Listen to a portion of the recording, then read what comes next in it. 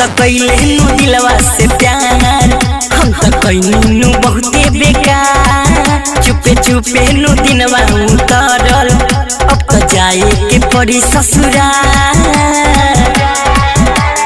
हाँ हाँ हाँ तो कैले नु दिलवा से प्यार हम तो कैनु बहुते बेकार। चुपे चुपे नु दिनवा उतरल अब तो जाए के पड़ी ससुराल। कहनी की शादी कला बाद में पूछो नहीं होई जब ससुरवा जाइब तो यारवा भूकुर भूकुर रोई। जब ससुरवा जाइब तो यारवा भूकुर भूकुर रोई। जब ससुरवा जाइब तो यारवा भूकुर भूकुर रोई। जब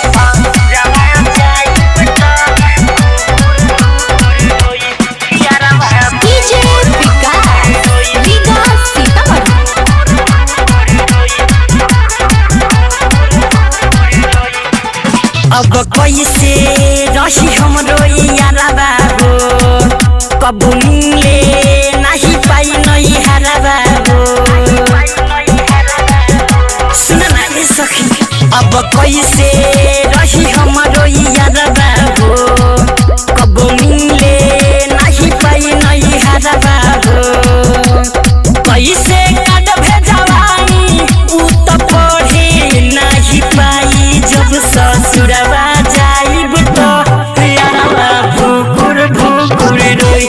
जब ससुरवा जाइब तो यारवा भूकुर भूकुर रोई। जब ससुरवा जाइब तो यारवा भूकुर भूकुर रोई।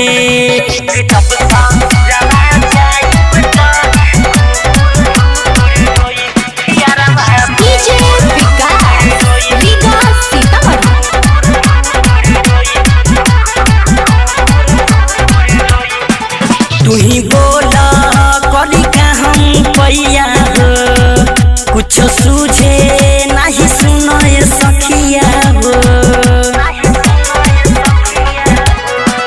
तू ही बोला करी का हम पैया हो कुछ सूझे नहीं सुनो ये सखिया हो। बाबा तिवारी अली परशुराम प्यार खोई जब ससुरवा जाइब तो यारवा भूकुर भूकुर रोई।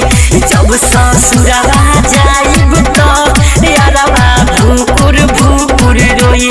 जब ससुरवा जाइब तो यारवा भूकुर भूकुर रोई।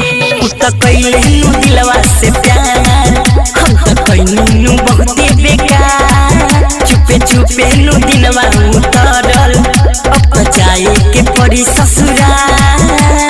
कहनी की शादी कला बाद में पूछो नहीं होई जब ससुरवा जाइब तो यारवा भूकुर भूकुर रोई।